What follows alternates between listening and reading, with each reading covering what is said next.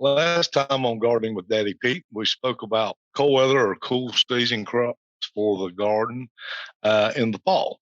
Now, we want to talk just a little bit about cold weather, cool season crops for the spring. Basically, about the same crops can be planted in. So we're lucky here in the Piedmont of North Carolina, we can actually do 2 cold weather crops per year in our one spring/garden crop. So basically, we're gardening about 10 months out of the year. When we're not harvesting, we're getting our plants ready to go back again. Now, there are a few different varieties, a few different things that you do different for your spring cold crop gardening. And one's going to be when to start your seeds if you do grow your own transplant, how to prepare things like your potatoes for planting. We want to talk about things like that. We'll go back over a list of just a few of the things that you can plant, and we'll do that now, and then we'll try to explain a few things.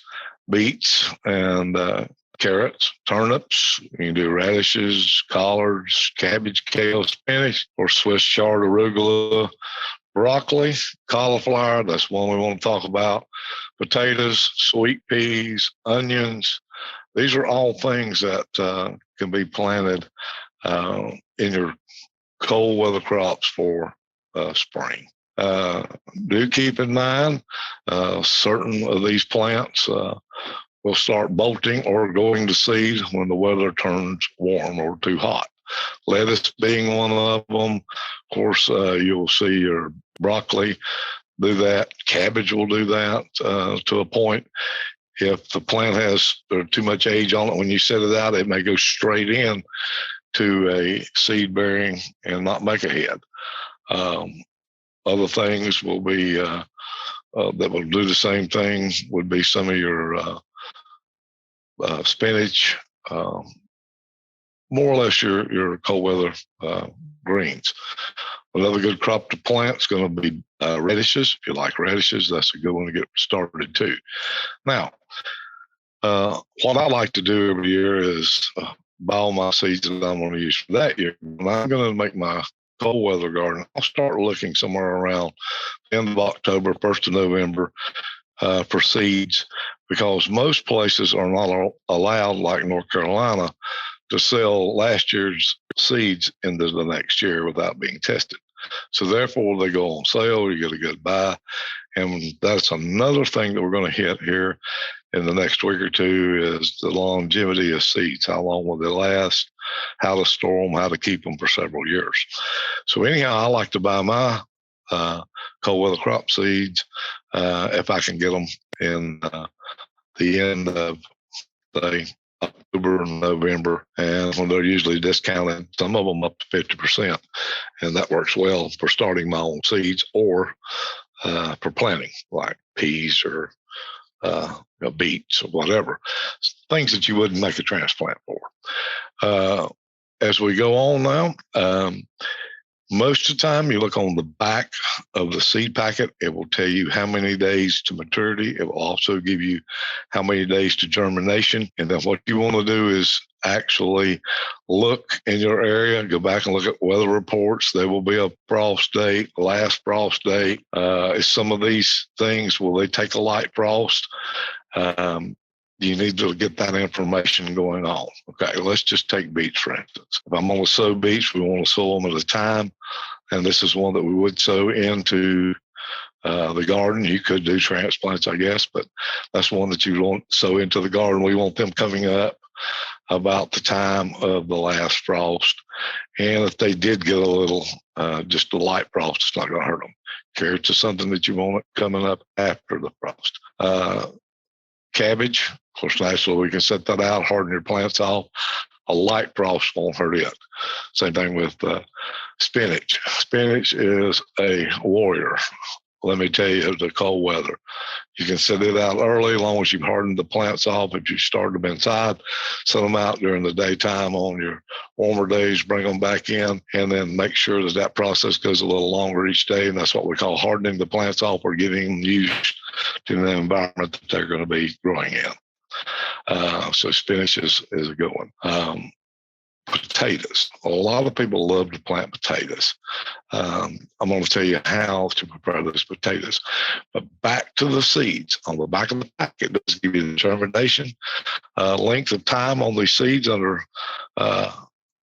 perfect conditions or good conditions, and then how long that it takes that plant to produce its fruit, and that's what we're after, to the maturity date of that crop.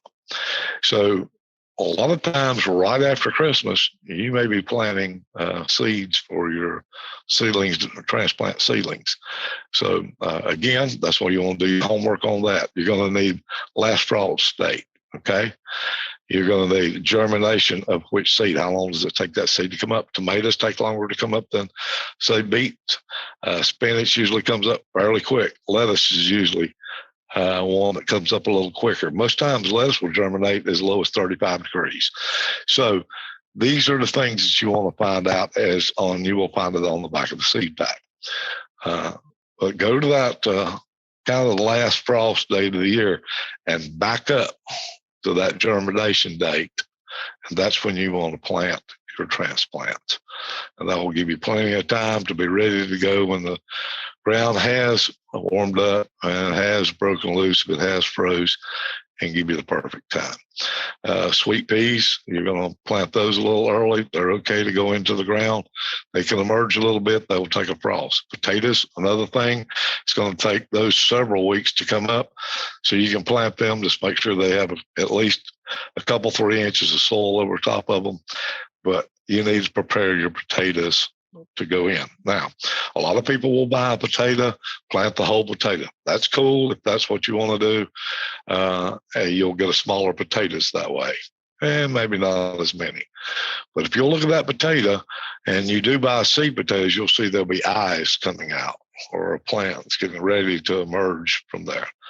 If you will take and cut out each one of those, leaving enough meat, and I like to put mine just in a bottom of a cardboard box and let them sit for 2 to 3 days. Sometimes they can go 4 days or 5. It's not going to hurt them.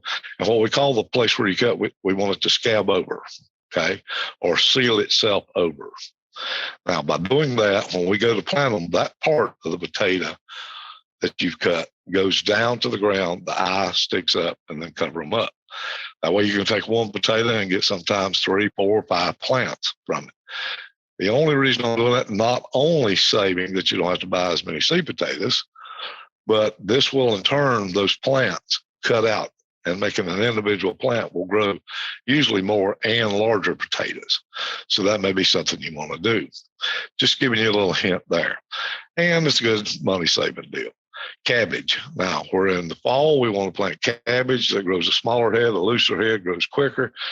We can set out cabbage heading for the spring of some of your bigger head varieties like the flat Dutch, grows real big, tight heads.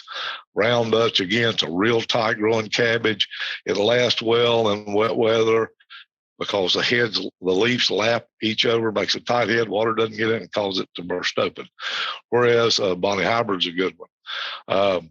But you take like the early Jersey Wakefield, any of the cabbage that grows kind of up to a peak and water can get in, they're apt to, at maturity, if they're not picked, actually burst open. They grow a smaller head and the head's loose. The leaves don't bind near as tight, but they grow quicker. Your cabbage usually on your round Dutch, flat Dutch varieties, Bonnie is a little bit sweeter cabbage, and you get a lot more cabbage. Again, stays in the field longer. Those are things. Radishes, something you want to look at with radishes. There is buku different varieties of radishes, some sweet, some hot. You've got the long icicle, you've got cherry, you've got the white and red, you've got the long white and red, you've got the white round, the white long. So depending on what your taste is, you may want to start looking at different varieties of radishes now for your garden this fall and for next spring. Of course, turnips, you can get a 7 mixed turnips. I like the greens and the turnips. I use that. Carrots are things, different varieties. Again, look at your soil, look at the requirements on the back. These are some of the things that you need to look at. So remember this. on the back of the pack, or even on your transplants, if you buy them in and don't grow your transplant, look and see what the maturing date is of this plant. Look at the conditions. Is it part sun, part shade? That's a big one right there. These things can be grown in your row gardens. They can be grown in your raised beds. They can be grown in containers. Everything that we talked about today can grow in either one of those situations. So do your homework. Keep looking, write down these things. I encourage everybody to keep a journal if you're a first-time gardener of what the day was like, when I started, how I performed, what variety you used. And then that way, every year with this information, you can keep getting better and better. Even if you try some new varieties, you can still try the old ones. All right, and we'll get into that. We do appreciate you listening to us on Gardening with Daddy Pete. And we'd also love for you to visit our website, daddypetes.com. Go on and click the subscribe button. And, we'd love for you to tune in all the time. Also, while you're there, you may sign up for our emails. You'll get an email. We'll bring you up to all the gardening events on that. While you're there, if you would look at About Us, I think you'll find some neat things about how long we've been around, since 1907. We're a century plus, so many year farms now in North Carolina. We're still a working dairy farm and a compost facility. One other thing that you may find very interesting, if you'll go on and look at our product line, how many different types of products we have and what they're all used for growing. This is Melvin York with Gardening with Daddy Pete, and we do appreciate you tuning in. Thanks a lot.